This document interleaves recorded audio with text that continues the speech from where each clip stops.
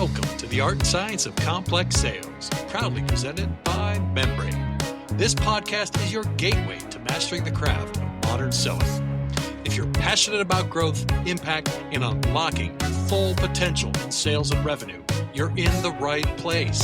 So don't forget to like, subscribe, and share. And now let's get started with today's guest. What's up, everybody? Today, I'm pumped. We're talking with Morné Smit. Morné is CEO and founder of Immerse Group. He's got a great mission, and that is simply to bring excellence to the profession of sales. And he is doing that continuously. You got to check this guy out on LinkedIn. Today, we're talking about really a near and dear topic to my heart, and that is clarity. How are we driving clarity throughout our sales organizations, and what are we doing? What are the actions we're taking to do that so we can help increase performance? So let's get started with Morné. Morné, welcome back to the program. How are you, my friend? Paul, I'm doing fantastic. It has been too long since we last spoke, I think. It's been about 150 episodes, actually. Oh, wow. That's amazing. Yeah. I think you were like number 6, and I think we're at like 100 and almost 160. I think you're one of the most listened to, too. I always get good compliments on that. And it's actually I send out this, hey, you got to listen to these episodes. If you're going to be listening to Art and Science of Complex Sales, you got to listen to, these top episodes, and you're in that template. So I appreciate great it. stuff, man. I'm sure I'm probably a lot grayer now than I was. Both of us. Look at that. Look at that. I mean, come on now. I think it's life experience. That's what I'm telling myself. You had a kid. Yeah, well, I did have a kid 17 months ago, little Nicole. Yeah. And I say that, actually, I said to somebody the other day that what I realized having become a father is that being a dad is exactly like being a sales manager. It is wrestling baby alligators all the time. I love it. So if the sales manager, you got to wrestle like 6 or 7 at a time. And that's I it. guess That's it. A toddler kind of feels that way too. Well, you can always have 5 or 6 kids. That's one way to live your life. There you go. Well, hey, why I reached out and why I wanted you had a post that had some beautiful simplicity, and I loved it. And because I love talking to you because you clarify things extremely well. And we're actually going to talk about clarifying clarity. So here's the post. I'm going to read it to you. Top performers don't start the week reacting. They start it with clarity. Strategy before activity, focus before motion, trust before pitch. And so that is so clear and concise. Why is it so important, and why don't more people do it? Whew. Well, thank you, first of all, for reading the post. I sit down with my team once a month, and we come up with all these ideas. And I have a great team member, Sal, that helps us with all the copy, and then I have to go through it. I really like that post because I'm such a big advocate for clarity. And there's a number of reasons for that. I think the primary reason is every single time I speak in a room, in an audience, and I probably see, 4,000 plus businesses a year in my live audiences. There's a couple of questions that I ask every single time because it's almost like I'm taking the temperature of the room. And one of my favorite questions at some point in every talk that I do is I say, by a show of hands, how many people in this room have more time than they know what to do with? And the reaction that I get is like a nervous giggle, like it's like, oh. And then I said, okay, follow-up question, when is that going to change? And then everybody gets quiet and really serious. And then to break the tension, I normally say, okay, try and remember the last time you had more time than you knew what to do with. And then they're looking at each other and conversation will break out. And the consensus is it was probably when you were in college. Because if you're an entrepreneur, if you're a business owner, if you're a sales leader, I always remember that quote by Reid Hoffman, the co-founder of LinkedIn. He says, building a business is like jumping off a cliff and assembling the plane on the way down. You never have the time, the resources, the money that you think you need in order to do the thing the way that you think you want to do it. So if we have a finite amount of time and energy, this is the one we forget. We think that time is finite. That's true, 168 hours in the week. but your energy is finite as well. And never is that more acutely clear to me than after I had a baby and I wasn't sleeping for the first 6 months. And, your energy is like your phone battery and you can feel it draining during the day. And it's like, well, I don't get to plug this thing in until the baby goes to bed tonight. So, especially in the last 17 months since Nicole was born, I have been so focused on, if I'm going to invest my time, my energy, and even my money, what if I could aim before I fire? Aim, ready, fire, right? Instead of what most entrepreneurs do, which is fire, ready, aim. Most entrepreneurs are experiential, and I'm an experiential learner, which means I love to learn by doing. Let me just motion. Come on, let me just do, fail forward, they say, which I love that as a concept, but failing forward, the premise behind it is, can you please learn something in failing forward, failing fast, and then adjust your behavior next time? And what I'm advocating is, if you fail forward enough times, if you fail fast enough times, and I've been at this for 26 years, right? Hence the gray in the beard. At what point do I get to apply all of these lessons so that now I can actually pause and say, hey, it's Sunday evening, baby's gone to sleep. Let me take 30 minutes before I sit down with my wife and watch a rom-com and just think about my day, think about my week. Or maybe on a Friday afternoon, things start slowing down normally around 4 or 5 o'clock. I know it's about the time that you are on now, but after this call, things will start slowing down. Before I go out there and be a dad, can I sit down for an hour, look at my week next week, or maybe 2 weeks out and say, what's happening here? And the way that I like to do it is not just what meetings do I have and this and that. I'm looking at it and I'm thinking to myself, what kind of a experience am I creating for myself and for my team and for my customers? Have I allowed in my calendar for time to prep and debrief after these Zoom meetings that we just seem to want to, race one after the other? Have I put in time to actually sit down and have some lunch and have a sandwich, or walk out of my home office and pick my daughter up and give her a cuddle? Like, what kind of an experience have I created? Not just, have I booked that meeting? Have I, am I going to talk to that? Can I send these emails? Like, thinking about what I call the model week. Now, when it comes to sales leaders and salespeople, one of the things that we teach, some of the things we help our clients with, is what we call model week, because human beings will gravitate towards things that they're good at and or enjoy. Mm-hmm. But sometimes the things that move the needle are not the enjoyable things.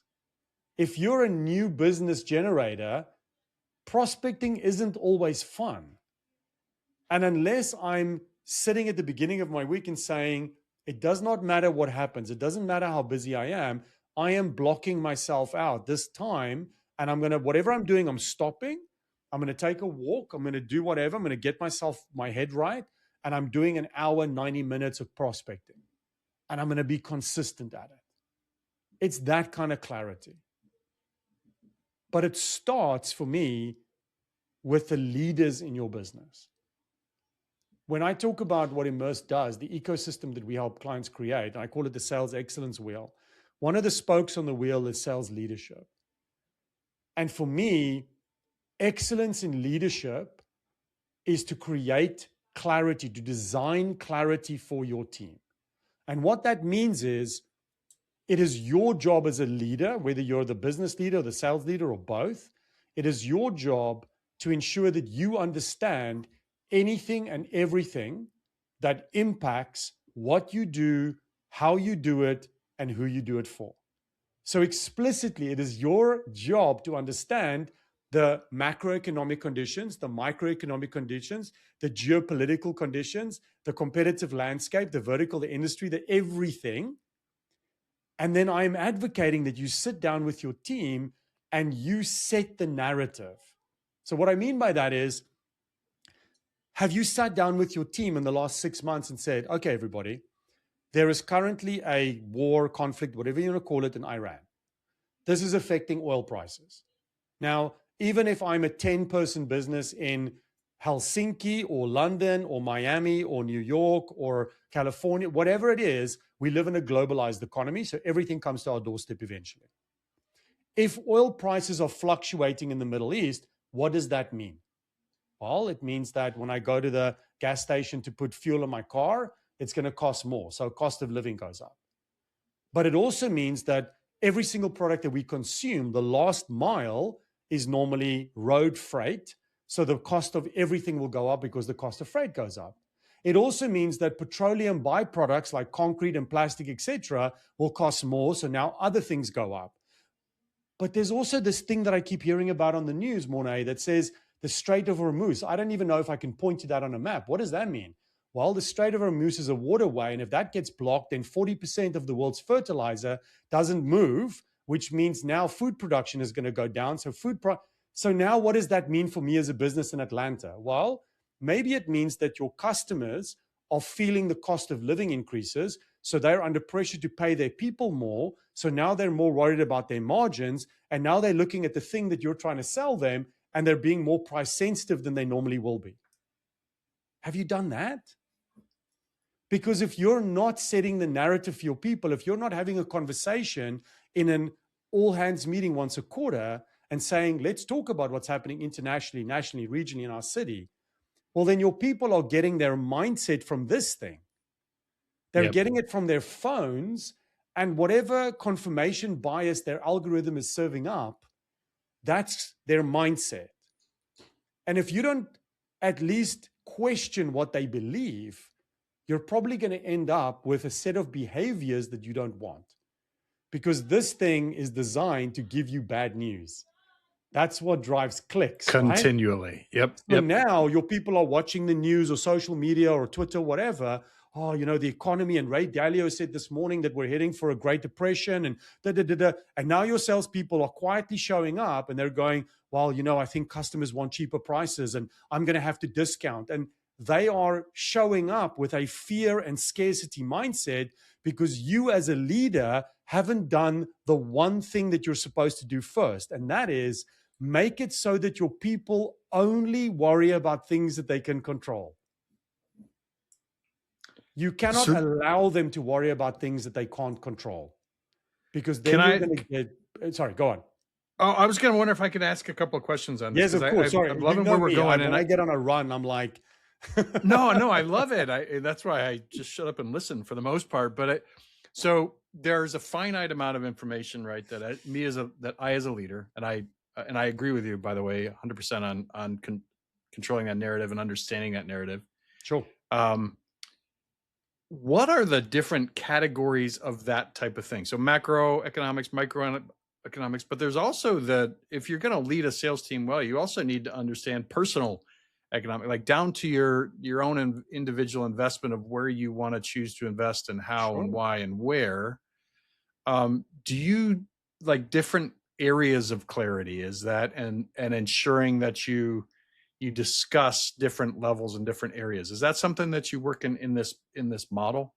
To be honest with you, Paul, this is where, and I'm sure this will be a recurring theme that comes up, because how can it not? This is where something like AI can really help you out, right? Mm-hmm. AI now, all of the main platforms do scheduled tasks and all this kind of stuff. So what I did was I started by teaching my AI, and it was, experiment, and it iterates and it grows over time.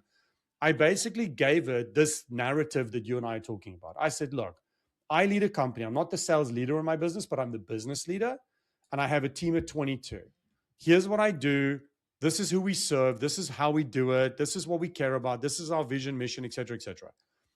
We have a team in the UK. We've got a team in North America. We serve people in these different geographies. And then I said, I have a concern that I'm not setting the narrative in my business about things that happen in the different territories that we serve, for the different industries that we're in, for the kind of business that we are.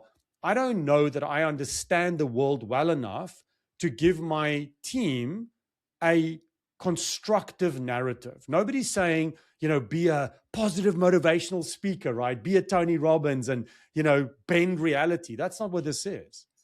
This is pragmatism. This is saying we get to decide what we focus on. So I started training this AI to go and scrape the internet of news, anything that it thinks would impact what we do, how we do it, who we do it for, and then start categorizing it for me. And then every morning it would serve it up at 7 a.m. and I would like sit down with my cup of coffee and have a look at it. And then I would give it feedback and say, okay, I like this. I'm not sure about that. This doesn't make sense to me. And remember that AI is a large language model. It learns from you, right? Mm-hmm. And I just kind of like did it for a few weeks, but it was easy. I don't listen to the news anyway. So this was kind of like my news source. And I would just sit there with a cup of coffee and go, yes, no, whatever, whatever. And then it iteratively became better. And now what I have is, I now have this project in GPT where when I come up to the monthly town halls, I'll say, well, based on the conversations that you and I have had, every other day or whatever over the last month, give me a 2-page summary of stuff that's happening, industry, territory, this, that, macro, micro, geopolitical, competitor landscape, anything that you can scrape. Give me a 2-page summary, but give it to me in pragmatic language so that my people can go, okay, that's another way to look at it. So that now when we show up to serve our clients, my coaches have a growth mindset, not a fixed mindset. Well, what if you could do that for your sales team every week, every month? Leadership clarity on how the narrative connects to your mission and vision and what you do and how you deliver, instead of fear. So instead of fear of the unknown about Sure. that. So for example, I work with a lot of software. I love this and I love that concept, and I'm going to implement it because the AI actually becomes the fear and uncertainty and doubt in a lot of the software companies and that you work like, Sure. what's going on? How's it going? What's it working on? But it still doesn't take away from the things that you have to do in the order that you have to do them. And, but if you can gain some level of certainty on that narrative, is what I'm hearing you say, then it frees you up to do the other things confidently in line with mission, vision, etc. Am I getting that right? Yeah, you're definitely on the right track. I'll simplify it for you even more. Beliefs drive behavior. Let me give you an example. Let's say there's a hypothetical sales team, right? You and I work with sales teams all the time. There's a hypothetical sales team, and the belief in the team currently is that in our market, customers want the cheapest price. That's all the information you have. Now, you tell me, what is the predictable behavior that you would expect to see from a team that believes the customer wants the cheapest price? Discounting like crazy. 100%. And then the sales leader steps in and says, hey, your discounting is out of control. You're not allowed to discount anymore. What happens then? Frustration. And when salespeople get consistently frustrated, what happens then? They step away. They're searching for other jobs and they're not performing. They don't feel like making the calls. They don't feel like, because once they get to the end, their belief is that they're not closing because of price. Pitch perfect. I couldn't have said it better myself. Here's another example. The current narrative in the team is, we're so busy, we're so busy, we're so busy, we're so busy. There's never enough hours in the day. What do teams that have the narrative, we're so busy, what do they prioritize and focus on? The things that are like burning fires, the things right? that are, yeah, they're panicking about. Whatever fire is burning the brightest, whatever wheel is squeaking the loudest, the urgent over the important, anything I can react to. I'll go and check my emails 5 times a day because at least I can react to it and I can make that, we've all done this, right? You get so busy and you've got all these tabs open in your head and you go and find the task regardless of how important it is because you know that you can finish it. And you just want the dopamine hit of finishing something. Yeah. And this is how we get into the pattern of focusing on low payoff activities because we're so overwhelmed that we just want the dopamine hit of finishing something. So in those 2 examples, right? And you and I did not pre-prepare this. I give you the belief and you give me pitch perfect the behavior that you expect to see. Beliefs drive behavior. So when it comes to clarity, Job one of a sales leader, design clarity. Because if you can design the clarity, if you can impact what your team believes about the market conditions, about the competition, about your perception or value of your product, about, all of these things, you will then get more of the behavior that you're looking for. I always say from stage, you get the behavior of the narrative you promote or tolerate. Because as sales leaders, we've all come to work and we hear our salespeople say, oh, this competitor is bigger than us. They have better pricing power. These guys are doing X, Y, and Z. And we go, oh, well, it's true. So I'm not going to say anything because, it's true. Limiting beliefs are all true until they're not. So here's where I see this implemented and not implemented. And that's where I was getting to this idea of categories. So I see a lot of sales leaders that are decent at saying, okay, your activity expectations, like I expect you to do X. We have great clarity on the numbers that I expect you to get. But as you start to go up the chain that gets to be more abstract, such as here is the messaging that I like, this is what we want to promote, and this is who we are, and this is what we want to be, there becomes less and less emphasis and clarity from a sales leader and more fuzziness. And then even as you start to get into things like how the world exists or what's going on in the world and how that could potentially impact us, you get a broken narrative. You get somebody that's saying, well, the world is moving towards, I can see that the world is moving towards, LinkedIn, but what I want you to do is make 7,000 calls because that's the clarity that I know how to give. Sure. Do you see that? Am I off on that, or is that something you see? For sure. Makes sense. I mean, as I said earlier, people will gravitate towards things they think they're good at or they enjoy, right? Or they enjoy. So yes, you're right. Sales leaders will gravitate towards areas where they feel they can create certainty the most predictably and the fastest. Some sales leaders will be more numbers driven. So they're great at creating, number plans. Hey, we're going to make this many calls. We're going to do this, that. And somewhere along the line, somebody said, you have to look at the leading indicators. So there's some truth to that, right? There is truth in granularity. There is truth in what are the activities, behaviors, and habits that if I do them consistently, with integrity, with frequency, is a predictor of success. There's absolute truth in that. I agree. Yep. But if you fixate on that and you forget that you're trying to achieve an outcome, then you're also going to have analysis paralysis, right? Now you're like running the numbers and not asking yourself, but am I actually getting the right outcome here? Am I actually building rapport? Am I building trust? Am I showing up like a trusted advisor? Am I able to also understand the human psychology element of this deal cycle? So sales leaders will gravitate towards the bit that they're good at. Some sales leaders are more, they manage by intuition and feel and muscle memory because they themselves were good sales professionals at some point. So they're almost like a player coach leading on the field. And then they don't do the strategic stuff. They don't do the high level stuff because that's not what they're strong at. What they're really strong at is being a deal buddy. Hey man, what deal are you trying to win? Oh yeah, I know. Like let you and I work on it. So they're like an on-field captain.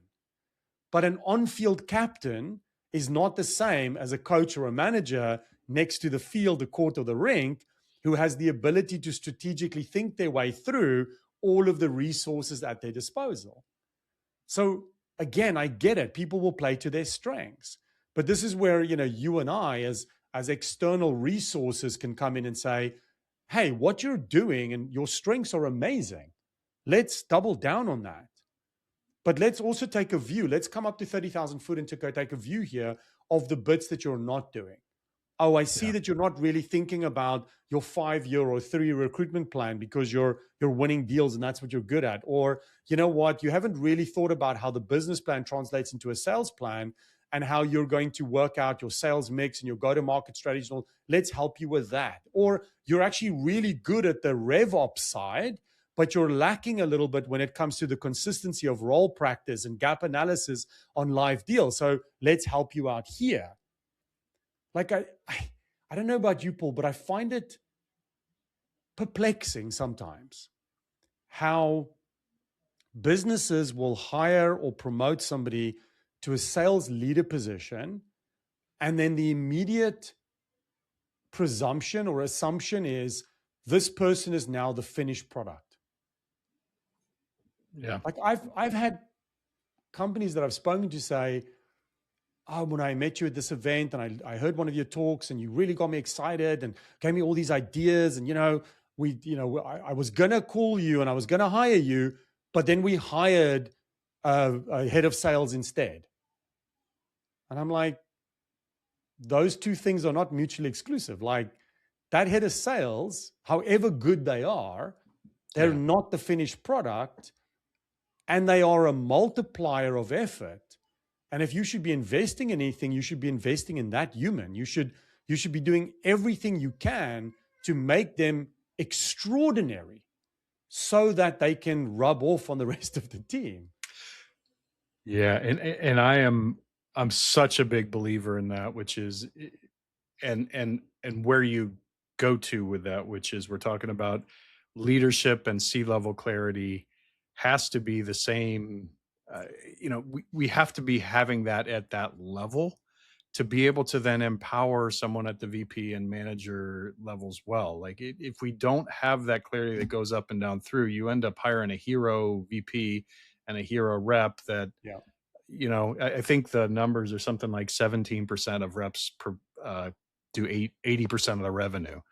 But you get yourself into your own rhythm there, because that's where you hire for that hero leader. I wrote a very first blog I think I ever wrote. It's on my LinkedIn is your CEO needs to know your sales methodology. I forget the title of it, but it's simply that understanding of if we're not on the same level in terms of mission, vision, values, and process on how to get there, how can I ever expect to help you become the next, as a CEO, bring in a sales leader, how can I ever expect to help you bring clarity to your team if I can't bring clarity to you? And I find that's a gap. It's a real gap in market. And it's one I understand you're helping solve, but that makes such a big difference all the way down to a salesperson planning their week. Like it should. It really should. What are the barriers to that though? Like what are the things that you see often that get in the way from people actually getting to some sort of clarity? Is it they don't know the clarity that they need? Is it they just don't put in the time? What do you see out there? Yeah, that's a great question. I mean, it's a combination of things. I think in the first instance, if you are a half decent sales professional, and this is an affliction that is suffered particularly by sales professionals, because in order to be a half decent sales professional, you have to have the ability to think on your feet, because it is like playing sport, right? You can be a talented sports person in whatever sport. You can have great coaching, training, run the reps beforehand. But when things are happening during the game in real time, you also have to be able to have the ability to adapt to the conditions, right? That pass didn't quite go where it was supposed to. This person didn't quite do that. So you have to be able to adapt. And because sales professionals, good ones at least, have the ability to think on their feet, have the ability to be agile, unfortunately, that bleeds into some bad habits when it comes to things like making preparation mandatory. Preparation for everything. Preparation for my week, preparation for my month, preparation for my day. Preparation before I send an email. Preparation before I make a phone call, a video call, or a meeting. They don't believe that preparation is mandatory because the narrative is either I do this enough live that I can figure it out, or if I get myself stuck, I trust myself to think on my feet. And I just, if you've heard me speak, which I know you have, I use a lot of sporting analogies because sales and sports are so close together. Imagine Tiger Woods getting to number one in the world and saying, I am dominantly the number one player in the world. Why am I practicing for 8 hours a day? This is stupid. I'm going to stop practicing. Kobe Bryant at his best practiced for 7 hours a day. When Novak Djokovic is number one in the world in tennis, they said to him in an interview once, Novak, the thing that we admire most about you is your gift to stay calm in high pressure matches. And he said, let me correct you. It's not a gift. I practice my mindset like I practice my serve. So one of the things that gets in the way, Paul, is this limiting belief that we have as sales professionals that preparation isn't required because I am capable of figuring it out in real time. And because a lot of good professionals get away with that, they now have reinforcing evidence that they can get away with it. So then they just fall into this habit of never preparing, never really sitting down and thinking about it. Now, here's the big issue with that. If you have aspirations of operating at an elite level and staying there and building a career as an elite professional, you have to be able to maintain your quality of decision making, your quality of interaction, your quality of whatever you do, building trust at scale. And for example, one of the things that I'm noticing is those few companies that are actually using AI correctly, and it is helping them increase their lead flow, so they're getting a higher volume, that increase in volume is not solving as many sales problems as you might think, because what it's really doing is it's exposing where they have weak fundamentals. If I put you in a car and 200 yards down the road, there's a gap, and I said, here's what I want you to do. I want you to turn this car around and I want you to reverse through that gap. Now I want you to do it twice. The first time, you're going to do it at 10 miles an hour. Do you think you'd be able to go through the gap at 10 miles an hour? Yes. Yes, I think I could. If I said to you, second attempt, I need you to reverse through that gap at 100 miles an hour. What's your confidence level that you're going to not scrape anything at 100 miles an hour going backwards? Zero. Yeah. Somebody would die. Yeah. So these salespeople that think, I can think on my feet, I don't have to prepare, they're not thinking about what happens when they're doing it at scale. They're not thinking about the fact that if I'm trying to deal with more customers and build a bigger clientele, if I'm trying to be magnetic for my new business, as the speed increases, as the volume increases, I can't maintain the quality unless I have exceptional systems and processes, unless I can use high tech to make it feel high touch for everyone, unless I can build trust and maintain it at scale, unless I can personalize my touches with my prospects, my customers, my clients at scale. So they're not thinking what happens at scale. So that's the first flaw in the thinking, but it's born of a limiting belief. I can figure it out. I don't need to do this. This guy doesn't know what he's talking about. I've been successful for 2, 3, 4, 5, 10 years. Mm-hmm. And I think the major constraint is we never sit down and really understand the difference between high payoff and low payoff activities. I don't meet people. Tell me more. Yep. So Jack Daly taught this to me years ago. If I was able to figure out everything that I do in a given month, right? Any repetitive task, everything. Emails that I send, meetings that I have, conversations, client touches, internal, whatever it might be. Doing proposals, quotes, prospecting activities, lead generation, qualification, follow-ups, everything.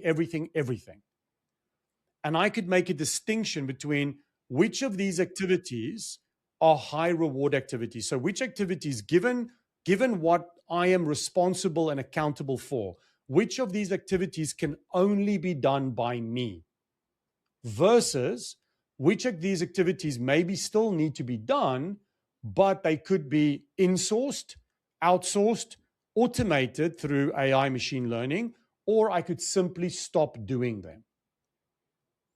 We implemented this system for the first time January of 23 or 24, I forget. And I remember using myself as an example.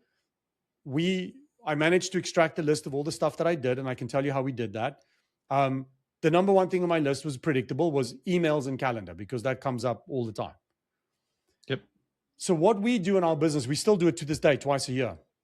We sit down, you have your list, everything goes in the low payoff activity column to start with. Your high payoff activity column is empty.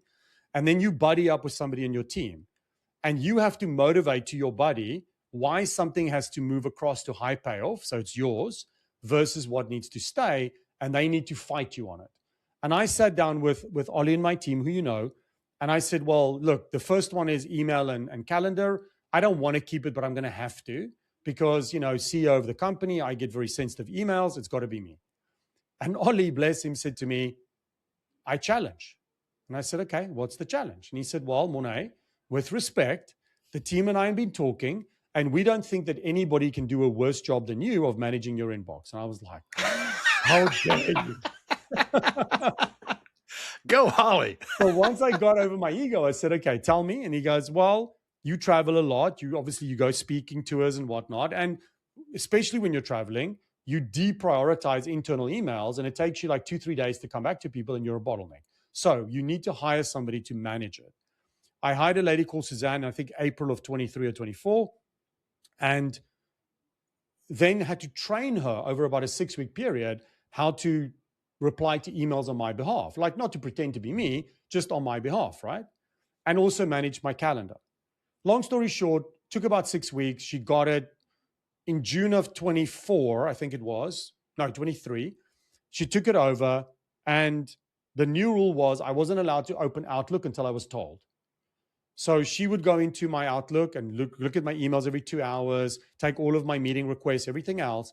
And then she would send me messages in Microsoft Teams saying, hey, Morné, in this 2-hour block, I found 1, 2, 3 emails that you have to respond to yourself, and it's due by this time or day. And then I would open up Outlook. She changed the filter so that I could only see the flagged emails, so I couldn't cheat. And then I answer those emails, and then I close it back down so that it's not pinging and calling my attention. Here's what happened. By not doing my emails and calendar, I saved 2 hours a day. 2 hours a day times 5 days a week is 10 hours a week. There's 4.3 weeks in a month. 4.3 times 10 hours a week is 43 hours a month. If you work an 8-hour day, that is almost 5 full days. Paul, let me ask you, when was the last time that you had 5 business days in a month with nothing to do? I can't answer that. None of us can even wrap our head around that. But here's the mind-blowing thing, Paul. Emails and calendar was only the number one thing in my list. What about all the other things that I found that I managed to then send to other people? The reason I'm able to, and you know this about me, I do maybe 75 in-person speaking events a year all over the world. The reason I can run a business that grows double digits every single year profitably and be on the road 2 weeks out of the month is because I don't do anything that isn't for me. And the way that I do that is I get super clear on HPAs, LPAs. Now, there'll be salespeople that listen to this and go, well, that's easy for you to say. You're the owner of the company and do what you want. Well, I teach that exercise that I just mentioned to you in some of my master classes. And then I say to the salespeople, how about this? What if I sent you a couple of links to some companies I know, no commercial interest for me, but that specialize in sales support staff in offshore places, right? You take $750 of your own money, pay that to a support member of that team, and then teach them how to do things that you don't want to do.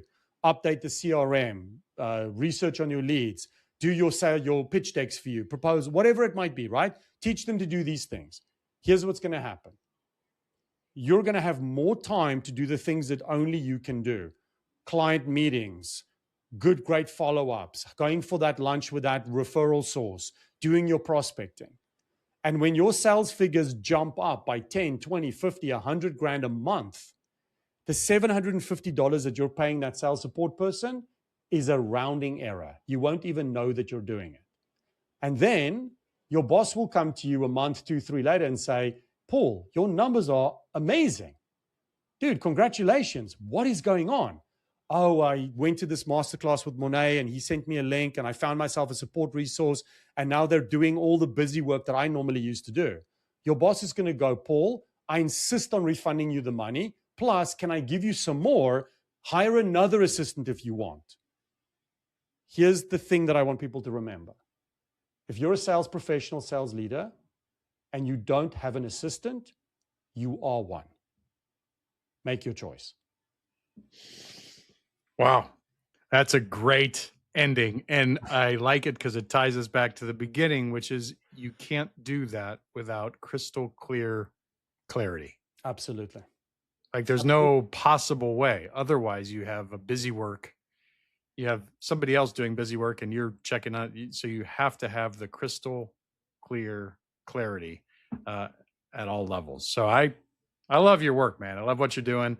Thanks so much for coming on. How much or how do people find you if they're looking to have a chat or have you come speak? Sure. So my personal website, my speaking website is my name, mornesmit.com. So MORNESMIT.com. That's with all my workshops and speaking that I do. And then the company is Immerse, EMERSE, immersesales.com. So either one of those websites, and you can fill out the contact information page, or if you just want to email me, you can email takeaction@immersesales.com. That goes to a bunch of people in the team, including me, and somebody will reach out to you and say, hey, how can we help?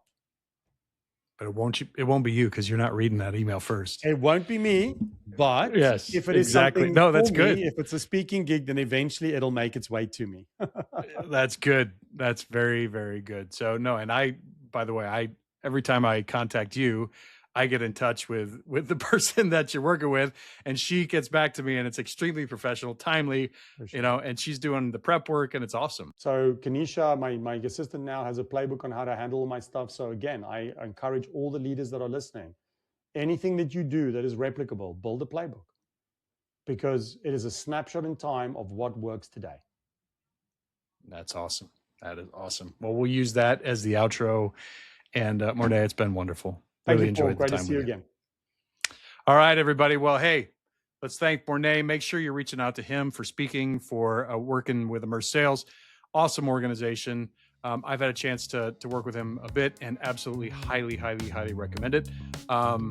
And for that, we will sign off for today. Make sure you're doing all the liking, the subscribing, the clicking, the sharing, things you need to do. And most important, that you're out there in market shining bright. Have an awesome day from the Art and Science of Complex Sales. Talk to you soon.